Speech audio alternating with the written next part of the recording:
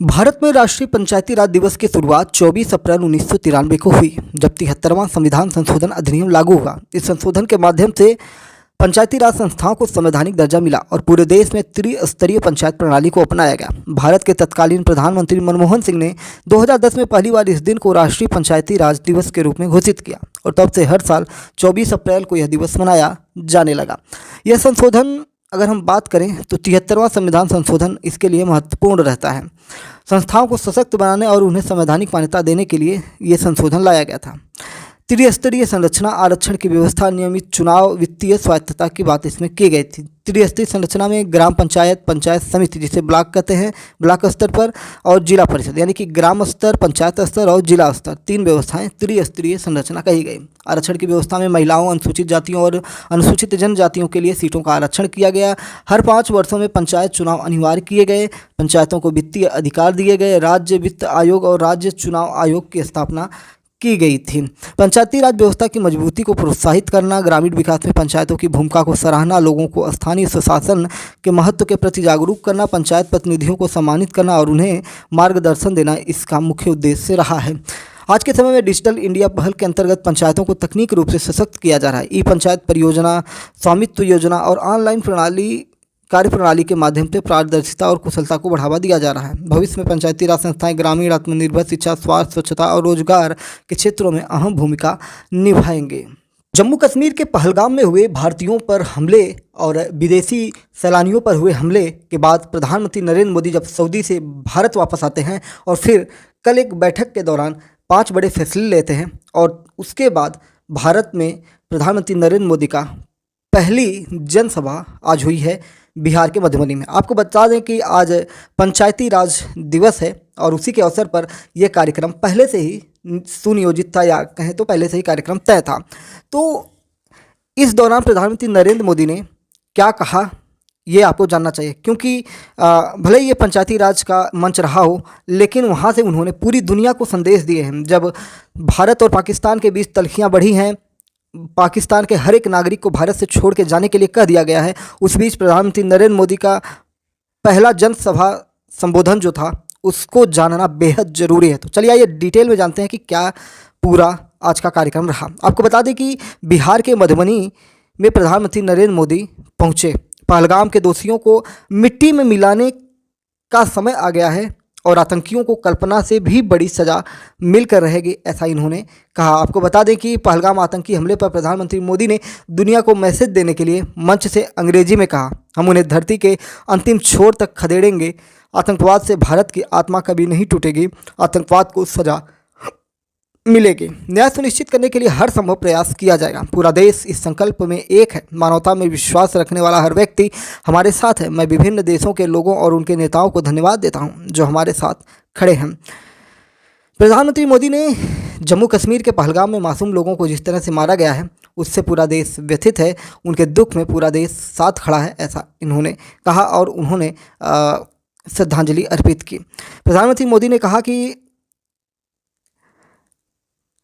आतंकियों ने निहत्थे लोगों पर हमला नहीं किया है, उन्होंने भारत की आत्मा पर हमला किया है। पंचायती राज कार्यक्रम में शामिल हुए प्रधानमंत्री मोदी ने कहा कि आज पंचायती राज दिवस के मौके पर पूरा देश मिथिला से जुड़ा है, बिहार से जुड़ा है। आज यहाँ देश के बिहार के विकास से जुड़े हजारों करोड़ रुपए के प्रोजेक्ट का शिलान्यास और लोकार्पण हुआ है। आज राष्ट्रकवि रामधारी सिंह दिनकर की पुण्यतिथि भी है, मैं उन्हें नमन करता हूँ। बिहार वो धरती है जहाँ से बापू ने अपने सत्याग्रह की शुरुआत की थी। उनकी सोच थी कि जब तक गाँव का विकास नहीं होगा तब तक भारत का विकास नहीं हो पाएगा। बीते दिनों में पंचायतों को मजबूत करने के लिए कई कदम सरकार के द्वारा उठाए गए। 2 लाख से ज़्यादा पंचायतों को इंटरनेट से जोड़ा गया। 5.5 लाख से ज़्यादा कॉमन सर्विस सेंटर गाँव में बने हैं। इससे कई दस्तावेज अब आसानी से मिल रहे हैं।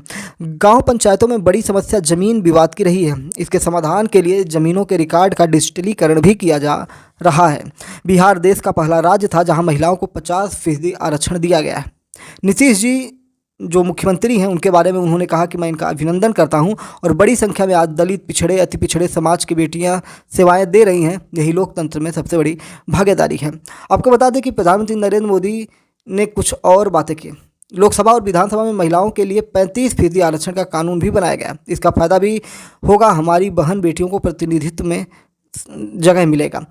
महिलाओं को आगे बढ़ाने के लिए सरकार मिशन मोड में काम कर रही है। बिहार में जीविका दीदियों के कार्यक्रम से महिलाओं का जीवन बदल रहा है। जीविका दीदियों को 1000 करोड़ रुपए की मदद दी गई है। बीते दशक में ग्रामीण अर्थव्यवस्था को नई गति मिली है। गरीबों के घर बने हैं, सड़कें बनी हैं, गैस कनेक्शन हुए हैं, गाँव में लाखों करोड़ रुपये पहुँचे हैं, रोजगार के नए अवसर भी बने हैं, मजदूर से लेकर किसान, गाड़ी वालों को कमाई के नए मौके मिले हैं।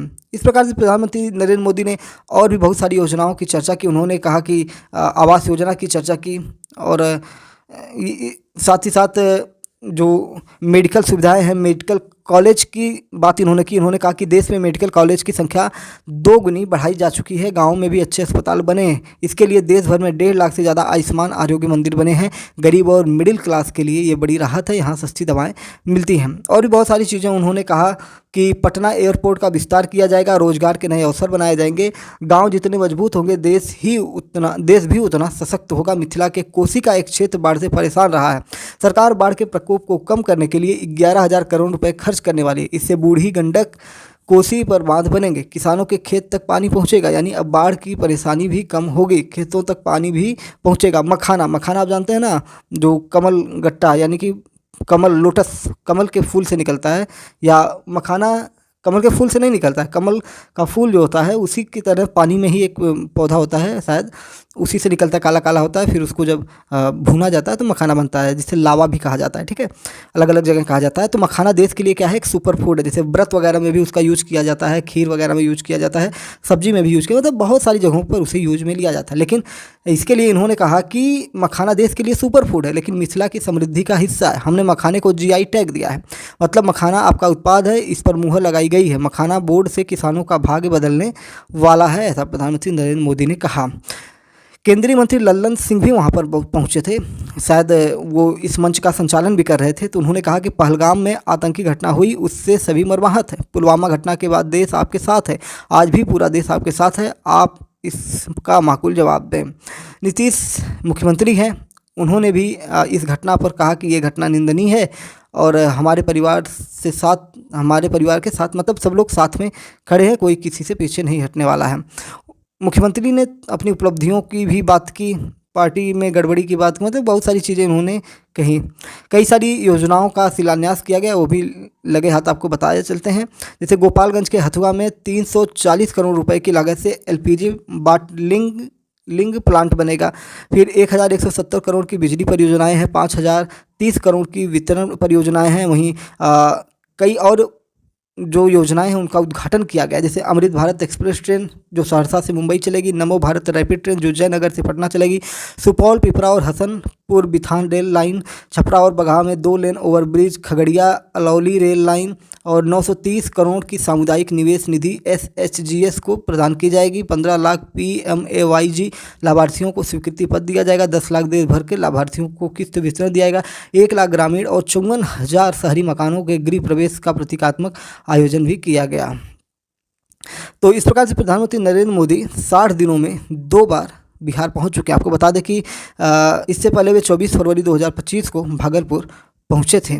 और आपको बता दें कि अगले वर्ष आने वाले समय में बिहार में चुनाव है, तो बिहार में बाहर लाने की कोशिश की जा रही है। खैर, देश इस समय दुखी है, कोई भी सुख की घड़ियाँ उसको भा नहीं रही हैं, क्योंकि देश के युवा, देश के धरोहरें नष्ट की गई हैं। देश की जो एक परंपरा है उसको नष्ट किया गया है, और कहीं ना कहीं देश में धार्मिक उन्माद आतंकियों द्वारा हिंदू मुस्लिम दोनों में विवाद उत्पन्न करने की भी बातें की गई हैं। जैसा उन्होंने जिस प्रकार से धर्म पूछकर पैंट उतरवा कर गोली मारी है, तो उससे हिंदू मुस्लिम कंट्रोवर्सी भी बढ़ी है, दोनों में तनाव भी बढ़ा है।